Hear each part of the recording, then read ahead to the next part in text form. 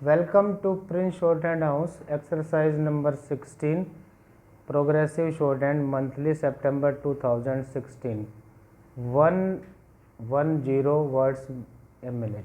Ready? Start. Mr. Deputy Speaker, Sir, I support this budget and also I would like to congratulate the Honorable Prime Minister for presenting an unique budget in which attention has been paid to every section of society.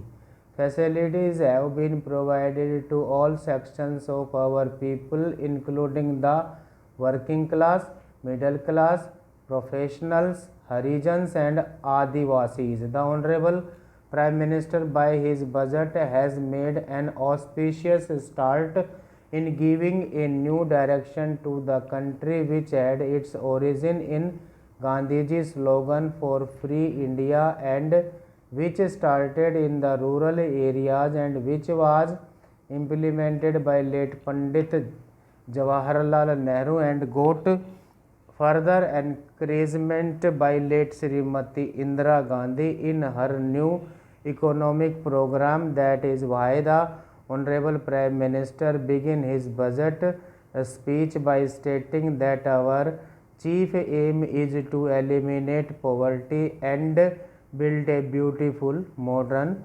progressive and a stable economy. I heartily congratulate him on behalf of my countrymen and myself.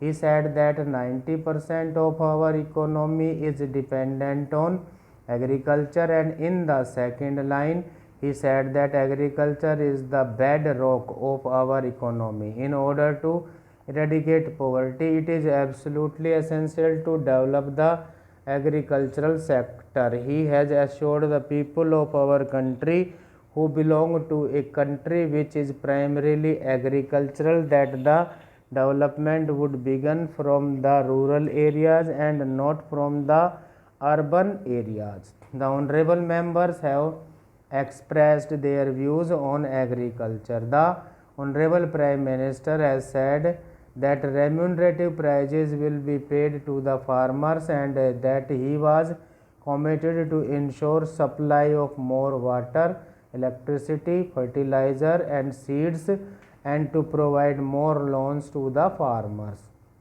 It is in itself an important achievement that the Honorable Prime Minister of the country has declared in the whole House that he is committed to the development of India and a beginning is being made in this direction. There can be no two opinions about it that under the leadership of the present Prime Minister, those areas of the country which had remained backward for the last 50 years would now be able to make rapid progress. Concessions have been granted not only to agriculture but to industries as well, particularly to the small scale units, for example the leather industry.